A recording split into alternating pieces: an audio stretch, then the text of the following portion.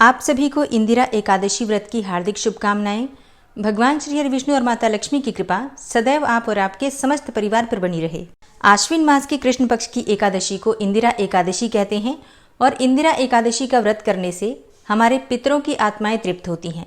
कहा जाता है कि जो भी भक्त इंदिरा एकादशी का व्रत धारण करते हैं उनके कई पीढ़ियों के पितर तर जाते हैं। ऐसा कहा जाता है, मतलब गरुड़ पुराण में इस प्रकार का वर्णन आता है कि जो भक्त एकादशी का इंदिरा एकादशी का व्रत धारण करते हैं उन्हें स्वर्ग में भी उच्च स्थान की प्राप्ति होती है और उनके पिछले कई जन्मों के पाप स्वतः ही समाप्त हो जाते हैं। और पद्म पुराण में इंदिरा एकादशी के विषय में कहा गया है कि जो भी भक्त इस एकादशी का व्रत धारण करते हैं उन्हें हजारों कन्यादान के पुण्य का फल प्राप्त होता है और हजारों वर्ष की तपस्या का पुण्य भी प्राप्त होता है। तो ये व्रत बहुत महत्वपूर्ण है सभी के लिए। अगर आप व्रत धारण करते हैं तब तो अत्यंत ही श्रेष्ठ है। मान लीजिए किसी कारणवश अगर आप व्रत नहीं भी कर पाते हैं तो भी अगर आज के दिन आप विधि विधान से भगवान श्री हरि विष्णु की पूजा करते हैं। अच्छा, इंदिरा एकादशी पर भगवान श्री हरि विष्णु के ऋषि के स्वरूप की पूजा की जाती है और इस स्वरूप की आराधना करके और विधि विधान से अपने पितरों का तर्पण करते हैं, उनसे प्रार्थना करते हैं तो आपके जीवन की समस्त मनोकामनाएं पूर्ण हो जाती हैं। समस्त प्रकार के विघ्न बाधाओं से मुक्ति मिल जाती है, पितृदोष से मुक्ति मिल जाती है, पितरों के ऋण से मुक्ति मिल जाती है। तो पितरों का उद्धार जब हम करते हैं तो हमारा उद्धार तो स्वतः ही हो जाता है और इसलिए पितृपक्ष की एकादशी बहुत महत्वपूर्ण है। तो व्रत करें या ना करें, व्रत की कथा सुने, विधि विधान से भगवान श्री विष्णु की पूजा करें, अपने पितरों का स्मरण करें, उनके लिए तर्पण करें, दान दक्षिणा इत्यादि करें और ब्राह्मण को भोजन करवाएं, जरूरतमंदों की सेवा करें। इतना भी अगर आप करते हैं तो भी आपके जीवन की समस्त बाधाएं समाप्त होती हैं। तो आज की इस वीडियो में आप सुनने वाले हैं इंदिरा एकादशी व्रत की कथा और इंदिरा एकादशी व्रत के पारण के शुभ मुहूर्त और पूजा विधि के लिए वीडियो को अंत तक जरूर देखिए। और अब आप सुनेंगे ग्यारस माता की कथा। एक समय की बात है, एक राज्य में एक राजा रहा करता था। राजा बहुत ही बुद्धिमान था और बलशाली भी था।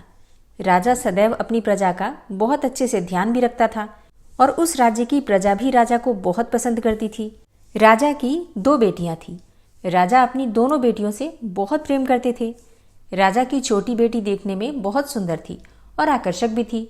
राजा की बड़ी बेटी छोटी बेटी के मुकाबले थोड़ा कम सुंदर थी। राजा की जो छोटी बेटी थी वो ग्यारस माता की पूजा किया करती थी और वो स्वभाव से भी बहुत अच्छी थी। तो सभी लोग जो राज्य के थे वो राजा की छोटी बेटी से बहुत प्रेम करते थे और उसकी बहुत प्रशंसा भी किया करते थे। सिर्फ प्रजा ही नहीं बल्कि राजा भी अपनी छोटी बेटी को बहुत अधिक प्रेम करते थे, मतलब अपनी बड़ी बेटी से छोटी बेटी को अधिक प्रेम करते थे। जिस कारण से राजा की जो बड़ी बेटी थी उसे अपनी ही छोटी बहन से बहुत नफरत होने लगी थी। राजा की दोनों बेटियां जब बड़ी हो गईं तब एक पड़ोस राज्य में रहने वाला राजकुमार राजा की बड़ी बेटी के लिए रिश्ता लेकर आया। लेकिन जैसे ही उस राजकुमार की नज़र राजा की छोटी बेटी पर पड़ी तो वो राजकुमार राजा की छोटी बेटी पर आकर्षित हो गया और उससे पहली ही नज़र में प्रेम कर बैठा। और फिर उस राजकुमार ने राजा की बड़ी बेटी के साथ विवाह करने से मना कर दिया और उसने राजा से कहा कि मैं तो आपकी छोटी बेटी से विवाह करना चाहता हूँ। इसके बाद राजा की जो बड़ी बेटी थी ये सब देखकर अपनी छोटी बहन से बहुत क्रोधित हो गई और राजा की बड़ी बेटी ने अपनी छोटी बहन को ही अपना सबसे बड़ा दुश्मन मान लिया। और फिर राजा की बड़ी बेटी ने अपनी ही छोटी बहन से बदला लेने का निर्णय ले लिया, जिसके लिए उसने अपनी छोटी बहन को जान से मारने का प्लान बनाया। राजा की बड़ी बेटी ने अपनी छोटी बहन को मारने के लिए सबसे पहले एक लड्डू में जहर मिलाकर अपनी ही छोटी बहन को दे दिया और उसको लड्डू खाने के लिए कहा। लेकिन लड्डू खाने के बाद भी छोटी बहन को कुछ नहीं हुआ। बड़ी बहन ये सब देखकर बहुत आश्चर्यचकित हो गई, लेकिन बड़ी बहन ने हार नहीं मानी, बल्कि उसने अपनी छोटी बहन को मारने के लिए एक और उपाय सोचा। और फिर उसने जब रात में छोटी बहन अपने कमरे में सो रही थी तब एक मटके में सांप रखकर उसी के कमरे में छोड़ दिया। लेकिन सांप भी छोटी बहन का कुछ नहीं कर पाया। जिसके बाद बड़ी बहन ने अपनी छोटी बहन से कहा कि चलो हम लोग कुएं से पानी भर कर लाते हैं। और इसके लिए वह अपनी छोटी बहन को पानी भरने के बहाने से कुएं के पास ले गई और उसने अपनी छोटी बहन को कुएं में धक्का दे दिया। लेकिन छोटी बहन को तब भी कुछ नहीं हुआ, क्योंकि हर समय ग्यारस माता उसकी रक्षा कर रही थी। और उधर बड़ी बहन अपने सारे प्रयासों के बावजूद भी असफल हो रही थी, जिससे कि वो बहुत क्रोधित होती जा रही थी। फिर उसने अपनी छोटी बहन के पास जाकर उससे खुद ही पूछा कि मेरी प्यारी छोटी बहन, क्या तुमको पता है कि भगवान ने सबकी मृत्यु एक निश्चित समय पर लिखी हुई है और कैसे तुम्हारी मृत्यु होगी, क्या ये तुम जानती हो? तब छोटी बहन ने अपनी बड़ी बहन को बताया कि हाँ, मैं तो जानती हूँ कि मेरी मृत्यु कैसे होगी। अब छोटी बहन से ये सुनकर बड़ी बहन मन ही मन बहुत प्रसन्न होने लगी और उसने अपनी छोटी बहन से कहा कि तुम मुझे अपनी मृत्यु का राज तो बताओ। छोटी बहन ने अपनी बड़ी बहन से कहा कि मेरी मृत्यु तो एक तोते में है, जो तोते के गले में एक हार है, उससे मेरी मृत्यु होगी। जब कोई भी व्यक्ति उस तोते को मारकर वो हार अपने गले में पहनेगा तो मैं मूर्छित हो जाऊंगी, और जैसे ही उस हार को अपने गले से उतारेगा तो मैं वापस से जीवित हो जाऊंगी। अपनी छोटी बहन की मृत्यु का राज जानकर बड़ी बहन बहुत ही खुश हो गई और उसने अपनी छोटी बहन को मारने के लिए उसके पालतू तोते को ढूंढना शुरू कर दिया। और छोटी बहन को इस बात का आभास हो गया था कि कोई उसकी जान लेना चाहता है, जिसके लिए वो अपने पिताजी के पास गई, मतलब राजा के पास गई, और उसने अपने पिताजी से कहा कि पिताजी, मेरी मृत्यु के बाद आप मुझे जलाइएगा मत, बल्कि आप मुझे अपनी पुरानी हवेली में एक पलंग में लिटाकर छोड़ दीजिएगा। अपनी छोटी लड़की की ये बातें सुनकर राजा बहुत आश्चर्यचकित हो गए। राजा ने अपनी छोटी बेटी से पूछा कि बेटी, तुम ये क्या कह रही हो? तब राजा की छोटी बेटी ने बताया कि पिताजी, समय किसी के लिए नहीं रुका है, कब क्या हो जाए किसी को कुछ पता नहीं है। फिर राजा ने अपनी छोटी बेटी से कहा कि तुम ऐसी बातें क्यों कर रही हो, 2-3 दिन में तो तुम्हारा विवाह होने वाला है। लेकिन छोटी बेटी ने अपने पिताजी को ऐसा करने पर मजबूर कर दिया और उनसे वचन ले लिया।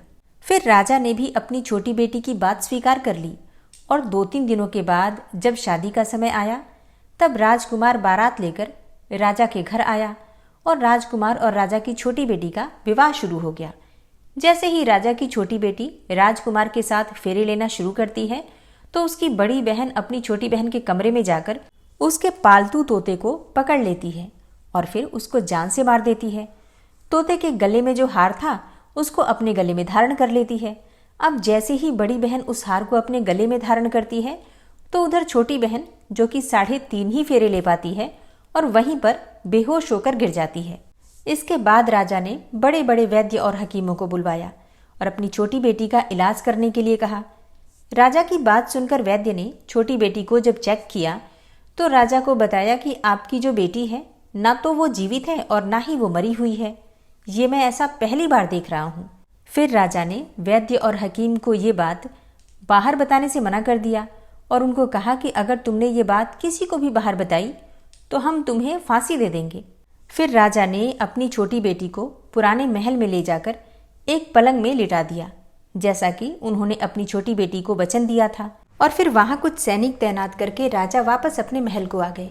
तभी राजा की बड़ी बेटी राजा के पास आई और कहने लगी, पिताजी, अगर ये शादी संपन्न नहीं हुई तो आपकी तो बड़ी बदनामी होगी, आपकी इज्जत का फिर क्या होगा? तो अगर आप कहें तो मैं आपकी इज्जत बचाने के लिए राजकुमार से शादी करने के लिए तैयार हूँ। इसके बाद राजा ने अपनी बड़ी बेटी की बात मान ली और राजा ने बड़ी बेटी को छोटी बेटी के कपड़े पहनाकर मंडप में भेज दिया। लेकिन राजकुमार ये जान गया कि ये राजा की छोटी बेटी नहीं है, बल्कि ये तो राजा की बड़ी बेटी है। लेकिन जब राजकुमार ने शादी के लिए मना किया तो सभी लोगों ने राजकुमार को विवश करके राजा की बड़ी बेटी से बचे हुए फेरों को संपन्न करवा दिया और विवाह करवा दिया। इसके बाद राजकुमार राजा की बड़ी बेटी को अपने महल ले गया। राजकुमार राजा की बड़ी बेटी से ना तो बात करता था और ना ही उसको पसंद करता था और ना ही उसके आसपास फटकता था। राजकुमार ने फैसला किया कि वो अपनी प्रेमिका को अर्थात छोटी राजकुमारी को ढूंढ कर रहेगा और यह जानकर रहेगा कि उसके साथ हुआ क्या है। एक दिन राजकुमार अपने घोड़े पर सवार होकर राजा के पुराने महल के पास पहुंच गया, जहां पर उसने कुछ सैनिकों को देखा। महल के पास पहुंचकर राजकुमार ने जब महल को ध्यान से देखा तो वो समझ गया कि ये तो हमारे ससुर जी का महल है। तब राजकुमार ने सैनिकों से पूछा कि तुम लोग यहाँ क्या कर रहे हो और इस महल के अंदर इस पलंग में कौन लेटा हुआ है? इसके बाद सैनिकों ने बताया कि यहाँ पर तो राजा की छोटी बेटी लेटी है। ये सुनकर राजकुमार बहुत प्रसन्न हो गया और वो तुरंत ही अपनी प्रेमिका के पास अर्थात छोटी राजकुमारी के पास पहुंच गया और उसकी सेवा करने लगा। जैसे ही रात हुई तो राजा की छोटी बेटी उठकर खड़ी हो गई। राजकुमार यह देखकर बहुत खुश हो गया और अपनी प्रेमिका से पूछने लगा कि तुम यहाँ क्या कर रही हो और तुम मेरे साथ अब घर चलो। तब राजा की छोटी बेटी ने राजकुमारी को सारी बातें बता दी। कि मेरी जान एक तोते में बसी थी और मैंने ये बात सिर्फ अपनी बड़ी बहन को ही बताया था और मुझे पता है कि उसने ही मुझे मारने का प्रयास किया है। उसके पास एक हार है जिसको वो सुबह पहन लेती है और रात को उतार देती है। जब तक वह उस हार को पहने रहती है तब तक मैं मूर्छित रहती हूँ और जैसे ही वो हार उतार देती है तो मैं वापस से जीवित हो जाती हूँ। और जब तक मेरी बड़ी बहन के पास वह हार है तब तक मैं ऐसे ही जीवित और मूर्छित होती रहूँगी। अगर मेरी बड़ी बहन के पास जो हार है वो मेरे हाथ लग जाए तो मैं हमेशा के लिए जीवित हो जाऊंगी। राजकुमार ने जब ये बातें सुनी तो राजा की छोटी बेटी के पास ही रहने का निर्णय ले लिया और फिर उसने अपने बचे हुए सारे फेरे उस पलंग में लेटी हुई राजा की छोटी बेटी के साथ ले लिए और अपना विवाह पूर्ण कर लिया और फिर वहीं पर ही रहने लगा। देखते ही देखते कुछ समय में राजा की छोटी बेटी और राजकुमार की पत्नी गर्भवती हो गई। एक दिन राजकुमार को किसी काम से बाहर जाना पड़ा। तब छोटी राजकुमारी के पेट में बहुत तेज से दर्द होने लगा, जिसके बाद उसने ग्यारस माता का आवाहन किया। इसके बाद वहां पर ग्यारस माता प्रकट हुई और उन्होंने अपने भक्त के दर्द को दूर किया और एक पुत्र की प्राप्ति करवाई। और वहीं पर अचानक से राजकुमार भी आ गया। तब राजकुमार ने ग्यारस माता को देखा तो वो आश्चर्यचकित हो गया और उसने तुरंत ही ग्यारस माता को प्रणाम किया। और ग्यारस माता ने राजकुमार से कहा कि जब तुम्हारा ये बेटा 5 वर्ष का हो जाए तो तुम अपनी पत्नी को हार लाकर इसके गले में डाल देना। फिर कुछ समय के बाद देखते ही देखते राजकुमार और राजा की छोटी बेटी का पुत्र 5 वर्ष का हो गया। तो राजकुमार अपने बेटे से बोला कि बेटा, मैं कुछ काम से बाहर जा रहा हूँ, तुम अपनी माता का ध्यान रखना। और फिर वहाँ से वो चला गया। राजकुमार को बाहर निकलते हुए बड़ी बहन के सैनिक देख लेते हैं और बड़ी बहन को जाकर सारी बातें बता देते हैं। इसके बाद बड़ी बहन अपनी छोटी बहन के पुत्र को वहाँ से उठवा लेती है और उसको मरवा देती है। छोटी बेटी के पुत्र के 2 टुकड़े करवा देती है। पहला टुकड़ा चक्की के पास छुपा देती है और दूसरा टुकड़ा अपनी पलंग के नीचे रख देती है। अब ग्यारस माता भिखारी का रूप लेकर आती हैं और एक भिखारी का रूप रखकर बड़ी बहन के पास चली जाती हैं। इसके बाद वहाँ पर भिक्षा मांगने लगती हैं। बड़ी बहन अपने नौकरों से कहती है कि जाकर भिक्षा दे दो, लेकिन जैसे ही नौकर ग्यारस माता को भिक्षा देने के लिए जाते हैं तो माता उन्हें मना कर देती हैं और कहती हैं कि मैं तुम्हारी महारानी से ही भिक्षा लूंगी। इसके बाद बड़ी बहन स्वयं ही भिक्षा देने के लिए माता के पास आती हैं। तब माता एक बिल्ली का रूप लेकर उसके कमरे में जाती हैं और वहाँ पर छोटी बेटी के पुत्र के जो 2 टुकड़े होते हैं उन्हें आपस में जोड़ देती हैं और फिर उस पुत्र को जीवित करके वहाँ से लेकर चली जाती हैं। फिर कुछ दिनों के बाद राजकुमार अपने बेटे को लेकर बड़ी राजकुमारी के पास जाता है। राजकुमारी उस बच्चे को देखकर आश्चर्यचकित हो जाती है, लेकिन राजकुमार के सामने कोई भी बात प्रकट नहीं करती है। राजकुमार कहता है कि तुम इस बच्चे का अच्छे से ध्यान रखना। अगर तुम इस बच्चे का अच्छे से ध्यान रखोगी तो मैं तुमसे बात करूंगा। अब एक दिन राजकुमार अपने बच्चे से कहता है कि तुम बड़ी राजकुमारी के पास जाकर उनसे उनके गले का हार मांग लो। इसके बाद राजकुमार का लड़का अपनी मम्मी के पास अर्थात बड़ी राजकुमारी के पास जाकर कहता है, मम्मी, मुझे तुम्हारा हार चाहिए जो तुमने गले में पहन रखा है। अब ये सुनकर पहले तो बड़ी बहन अर्थात बड़ी राजकुमारी बहुत क्रोधित होती है, परंतु उसको याद आता है कि राजकुमार ने कहा था कि अगर मैं इस बच्चे का ध्यान अच्छे से रखूंगी तो ही वो मुझसे बात करेंगे। इसलिए वो उस बच्चे को उस हार को दे देती है और तुरंत ही वो बच्चा उस हार को लेकर जाता है और अपने पिताजी को अर्थात राजकुमार को दे देता है। और तभी राजकुमार अपने बेटे को लेकर वहाँ से जाने लगता है और फिर बड़ी राजकुमारी से कहता है कि तुम हमारे लिए खाना बनाकर रखना, मैं शाम को आकर तुम्हारे साथ खाना खाऊंगा। और वो अपने बेटे को लेकर वहाँ से चला जाता है। इसके बाद वो राजा के पास जाता है और उनको सारी बातें बता देता है। राजा अपनी बड़ी बेटी की ऐसी करतूत सुनकर बहुत क्रोधित होते हैं और अपनी परवरिश पर ही दोष देने लगते हैं और राजकुमार को अपनी छोटी बेटी के साथ रहने के लिए आदेश दे देते हैं। ग्यारस माता की कृपा से राजकुमार और राजा की छोटी बेटी अपने बच्चे के साथ बहुत ही प्रेम से सुखपूर्वक अपना जीवन बिताते हैं। हे ग्यारस माता, जैसे आपने राजा की छोटी बेटी पर कृपा करी वैसे ही हम सब पर भी करना। कहानी कहने वाले, सुनने वाले और हुंकारा भरने वाले सब पर अपनी कृपा बनाए रखना। तो प्रेम से बोलिए ग्यारस माता की जय। इंदिरा एकादशी व्रत की पौराणिक कथा के अनुसार एक बार धर्मराज युधिष्ठिर भगवान श्री कृष्ण से कहने लगे कि हे भगवान, आश्विन मास की कृष्ण पक्ष की एकादशी का नाम क्या है और इस एकादशी की विधि तथा इसका फल क्या है, सो कृपा करके कहिए। भगवान श्री कृष्ण कहने लगे कि इस एकादशी का नाम इंदिरा एकादशी है। हे राजन, यह एकादशी पापों को नष्ट करने वाली तथा पितरों को अधोगति से मुक्ति देने वाली होती है। हे राजन, ध्यानपूर्वक इसकी कथा सुनो। इसके सुनने मात्र से ही वाजपेयी यज्ञ का फल मिल जाता है। प्राचीन काल में सतयुग के समय में महिष्मती नाम की एक नगरी में इंद्रसेन नाम का एक प्रतापी राजा धर्मपूर्वक अपनी प्रजा का पालन करते हुए शासन करता था। वह राजा पुत्र, पौत्र और धन आदि से संपन्न और भगवान विष्णु का परम भक्त था। एक दिन जब राजा सुखपूर्वक अपनी सभा में बैठा था तो आकाश मार्ग से महर्षि नारद उतरकर उसकी सभा में आए। राजा उन्हें देखते ही हाथ जोड़कर खड़ा हो गया और विधि पूर्वक आसन और अर्घ्य दिया। सुखपूर्वक बैठने के बाद मुनि ने राजा से पूछा कि हे राजन, आपके सातों अंग कुशल पूर्वक तो हैं, तुम्हारी बुद्धि धर्म में और तुम्हारा मन विष्णु भक्ति में तो रहता है। देवर्षि नारद की ऐसी बातें सुनकर राजा ने कहा, हे महर्षि, आपकी कृपा से मेरे राज्य में सब कुछ कुशल है तथा मेरे यहाँ यज्ञ कर्मादि सुकृत हो रहे हैं। आप कृपा करके अपने आगमन का कारण कहिए। तब ऋषि कहने लगे कि हे राजन, आप आश्चर्य देने वाले मेरे इन वचनों को सुनो। मैं एक समय ब्रह्मलोक से यमलोक को गया। वहाँ श्रद्धापूर्वक यमराज से पूजित होकर मैंने धर्मशील और सत्यवान धर्मराज की प्रशंसा की। उसी धर्मराज की सभा में महान ज्ञानी और धर्मात्मा तुम्हारे पिता को एकादशी का व्रत भंग होने के कारण देखा। उन्होंने संदेशा दिया, सो मैं तुम्हें कहता हूँ। उन्होंने कहा कि पूर्व जन्म में कोई विघ्न हो जाने के कारण मैं यमराज के निकट रह रहा हूँ। सो हे पुत्र, यदि तुम आश्विन मास की कृष्ण पक्ष की इंदिरा एकादशी का व्रत मेरे निमित्त करो तो मुझे स्वर्ग की प्राप्ति हो सकती है। इतना सुनकर राजा कहने लगा कि हे महर्षि, आप इस व्रत की विधि मुझसे कहिए। नारद जी कहने लगे, आश्विन मास की कृष्ण पक्ष की दशमी तिथि के दिन प्रातःकाल श्रद्धापूर्वक स्नान आदि से निवृत्त होकर पुनः दोपहर को नदी में जाकर स्नान करें। फिर श्रद्धापूर्वक पितरों का श्राद्ध करें और एक बार भोजन करें। प्रातःकाल होने पर एकादशी के दिन दातून आदि करके स्नान करें। फिर व्रत के नियमों को भक्तिपूर्वक ग्रहण करता हुआ प्रतिज्ञा करें कि मैं आज संपूर्ण भोगों को त्याग कर निराहार एकादशी का व्रत करूंगा। हे अच्युत, हे पुंडरीकाक्ष, मैं आपकी शरण में हूँ, आप मेरी रक्षा कीजिए।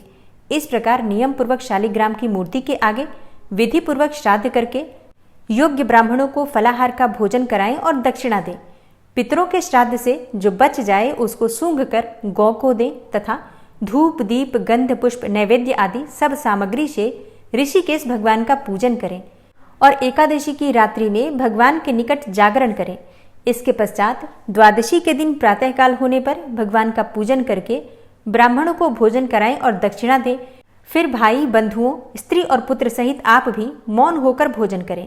नारद जी कहने लगे कि हे राजन, इस विधि से यदि तुम आलस्य रहित होकर इस एकादशी का व्रत करोगे तो तुम्हारे पिता अवश्य ही स्वर्गलोक को जाएंगे। इतना कहकर नारद जी अंतर्ध्यान हो गए।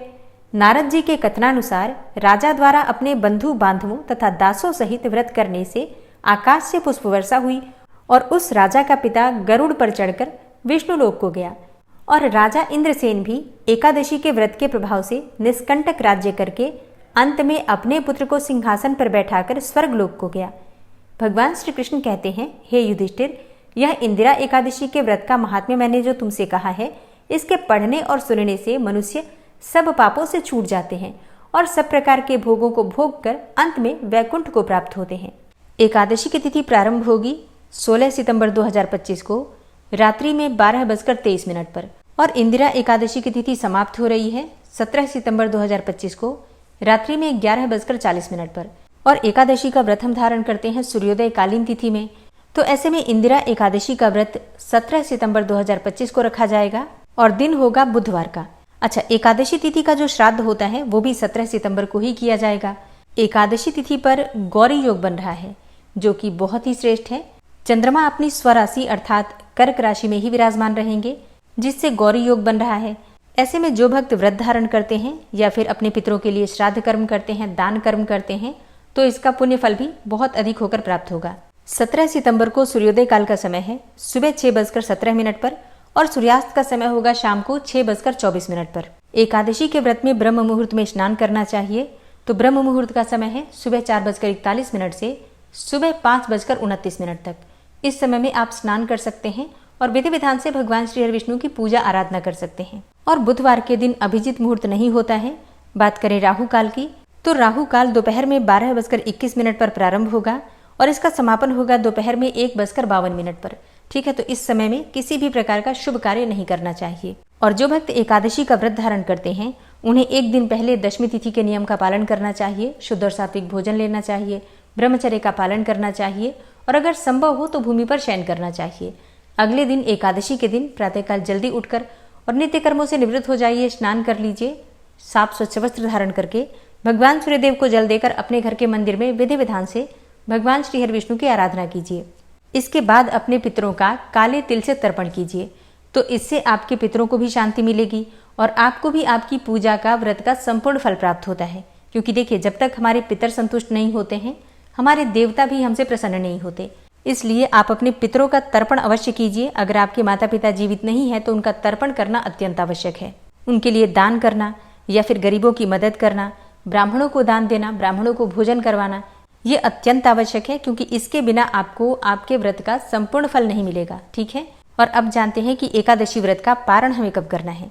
देखिए, द्वादशी तिथि में ही एकादशी व्रत का पारण किया जाता है और द्वादशी तिथि प्रारंभ हो रही है 17 सितंबर 2025 को रात्रि में 11:40 पर और द्वादशी तिथि का समापन 18 सितंबर 2025 को होगा रात्रि में 11:24 पर। तो एकादशी व्रत का पारण हम करेंगे 18 सितंबर 2025 को सुबह 6:17 से सुबह 9 बजे तक आप अपने व्रत का पारण कर सकते हैं। ठीक है दोस्तों, अगर आप शारदीय नवरात्रि और करवा चौथ व्रत के विषय में जानना चाहते हैं तो चैनल पर वीडियो अपलोड हो चुकी है, जरूर देख लीजिए। ये वीडियो कैसी लगी कमेंट बॉक्स में जरूर बताइए। अच्छी लगी हो तो वीडियो को लाइक जरूर कीजिए और शेयर कीजिए फैमिली फ्रेंड्स के साथ। अगर आप चैनल पर पहली बार आए हैं और अभी तक आपने चैनल को सब्सक्राइब नहीं किया है तो आज की वीडियो अगर आपको अच्छी लगे तो चैनल को सब्सक्राइब कर लीजिए और बेल बटन को जरूर प्रेस कर लीजिए। तो इससे ये होगा कि इस चैनल पर जो नई वीडियो अपलोड होंगी उनकी नोटिफिकेशन आपको सही समय पर प्राप्त होगी। मिलती हूँ मैं आपसे अगली वीडियो में, तब तक के लिए जय श्री राधे।